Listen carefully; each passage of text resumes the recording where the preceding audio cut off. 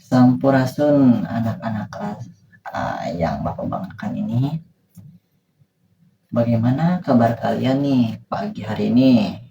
Alhamdulillah sehat lah ya dan bersemangat.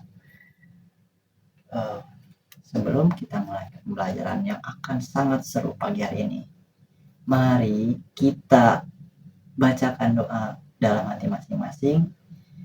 Mulai. Alhamdulillah pembacaan doa telah selesai. Selanjutnya kita akan lanjut ke sesi absensi. Mari kita mulai absensi pada pagi hari ini. Yang pertama, mantap, semuanya hadir 24 siswa. Anak-anak, kalian pernah kepikiran gak sih, kenapa ya orang tua zaman dulu sering melarang kita, misal seperti ini, jangan teriak-teriak kalau lagi di hutan, gak sopan. Ada yang tahu gak gitu kenapa kira-kira? Saya Pak, kalau kata ibu saya sih kita tuh harus sopan gitu Pak ke penjaga tempat tersebut, tapi nggak tahu sih, ya mungkin itu salah satunya. Tapi kalian tahu tidak, hal tersebut itu bukan sekedar larangan atau tahayul belaka. Itu merupakan aturan adat yang menyimpan rahasia sangat besar tentang cara manusia atau kita menjaga lingkungan sekitar. Nah, sekarang kita bayangkan, kita semua pergi ke suatu hutan di daerah Tasikmalaya.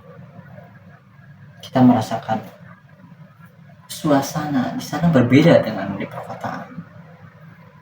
Udaranya terasa dingin, pohon-pohon banyak dan menjulang tinggi, dan kemudian terdengar sayup-sayup gemuruh air, yaitu air terjun.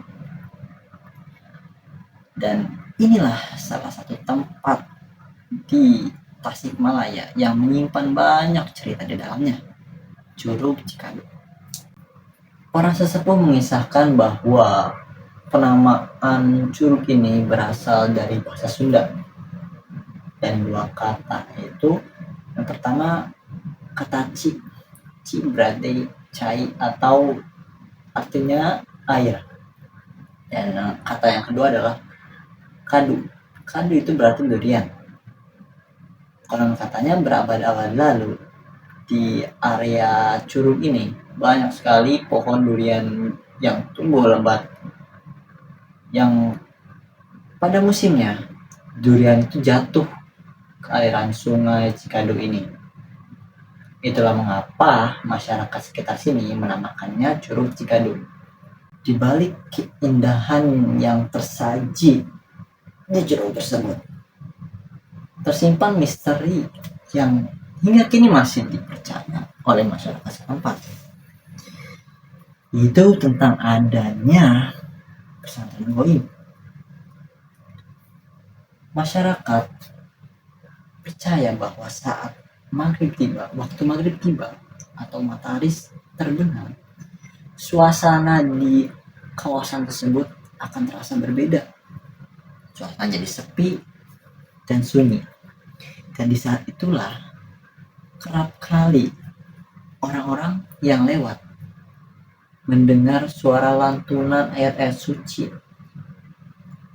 merdu, tapi di sana tidak ada satupun bangunan ataupun satupun orang. Mungkin itulah mengapa di kawasan tersebut kita dilarang untuk membuat kebisingan. Misterinya tidak sampai di situ saja. Jika kita pergi ke aliran sungai di bawah curug tersebut, kita akan menemukan sebuah formasi batu aneh berbentuk seperti goong atau alat musik tradisional.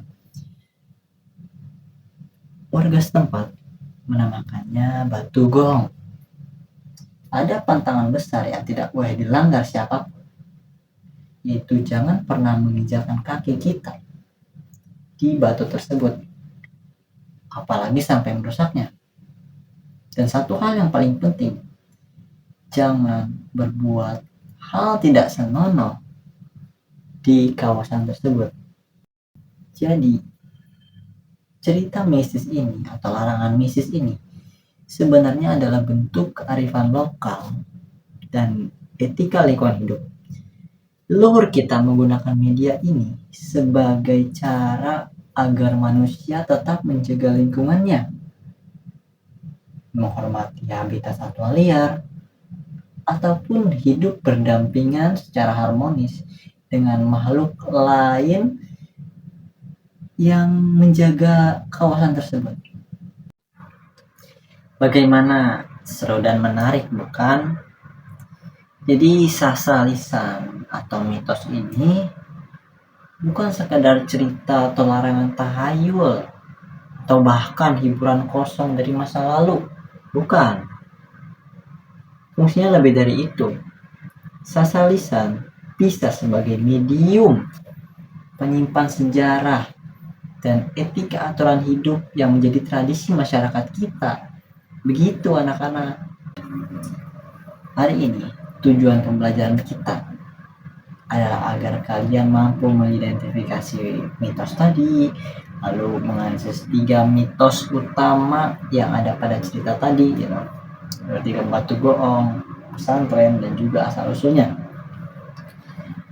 Lalu kalian bisa merumuskan pesan moralnya, dan yang paling seru, kita akan mendigitalisasi cerita tadi menjadi sebuah karya seperti webtoon, podcast, atau bahkan animasi yang menarik untuk generasi sekarang ini. Jadi tanpa berlama-lama lagi, mari kita mulai petualangan kali ini. Anak-anak, kita telah memasuki kegiatan inti pada pembelajaran kali ini. Untuk kelompok, kan kemarin sudah bapak bagi ya ke dalam 3 kelompok besar di CPA yang berdasarkan minat kalian itu. Yang di sini tertulis 6 orang memilih webtoon, 10 orang memilih podcast, dan 8 memilih membuat animasi. Sekarang kalian tinggal pergi ke kelompoknya masing-masing. Oke, nah saya sudah duduk per kelompok nih. Coba saya mau setiap kelompok 1 orang jadi perwakilan gitu. Berdiri. 1, 2, 3. Oke. Nah, perwakilan kelompok ini, silakan mencari amplop misterius yang saya sebar di sekitar kelas ini, di dalam kelas ini tentunya, yang berisikan adalah nanti kalian akan tahu. Jadi mekanisme seperti ini. Jika perwakilan kelompok 1 misalkan sudah menemukan amplop, sudah, jangan mencari lagi. Biarkan kelompok 2 dan 3 yang mencarinya. Begitu. Oke, ayo. Tunggu apa lagi? Kita cari.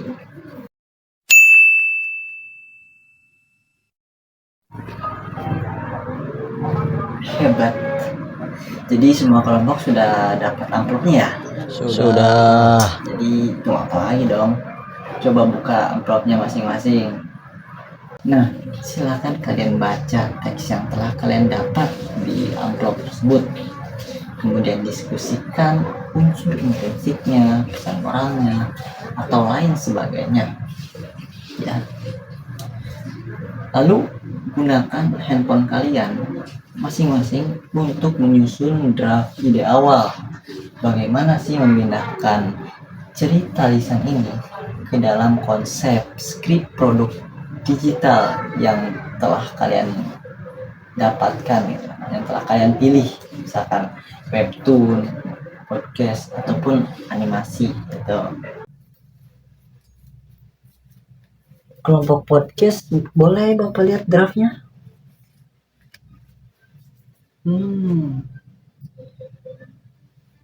Sebenarnya Bapak akan memberi masukannya sedikit. Kelompok podcast, draft awal kalian sudah sangat bagus loh. Tapi Ingat ya, masukkan juga poin larangan membuat kebisingan ya, di kawasan curug tersebut.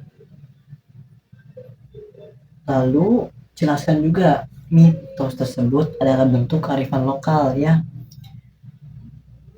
Ya, kearifan lokal masyarakat untuk menjaga kelestarian alam di sekitarnya. Begitu, oke? Begitu sih masukan dari saya ya.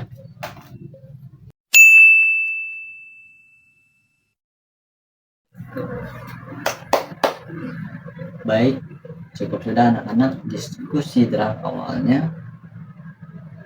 Sekarang kita akan melakukan marketplace activity atau belanja ide proyek. Aturan mainnya seperti ini. 2 orang pergi keliling ke setiap kelompok untuk belanja ide proyek dan mencatat masukan dari mereka.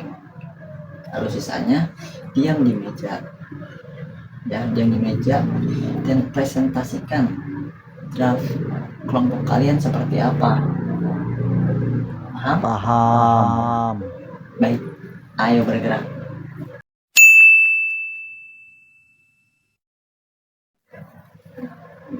Oke semuanya, waktu untuk belanja di proyek sudah sampai ujungnya ya. Silakan untuk yang keliling pergi lagi ke kelompok awal kalian. Nah, selanjutnya kalian evaluasi draft akhir proyek kalian ini berdasarkan masukan dan saran yang telah diberikan kelompok lain kepada kelompok kalian. Sangat berharga itu. Bapak ucapkan banyak terima kasih atas apresiasi kalian. Draft kalian sungguh sangat bagus dan sangat kreatif. Beri tepuk tangan untuk kita semua. Baik, anak-anak sekalian, dari pembelajaran kita kali ini, kita bisa menyimpulkan bahwa sastra lisan atau cerita mitos seperti cerita curug tadi bukan sekedar cerita belaka atau cerita tahayul yang kosong, hiburan masa lalu dan sebagainya, bukan. Jadi cerita ini adalah aturan adat yang berbentuk kearifan lokal ya, agar kita sebagai manusia selalu menjaga keseimbangan ekosistem dan menghormati alam tempat tinggal kita. Sekarang Bapak akan membagikan lembar kertas refleksi singkat. Seberapa seru sih pembelajaran kita pada hari ini itu? Apakah metode yang Bapak ajarkan, yang Bapak gunakan pada kesempatan kali ini cocok untuk kalian? Jadi Bapak ingin kalian memberikan kesan dan kesan mengenai pembelajaran kita kali ini. Baik.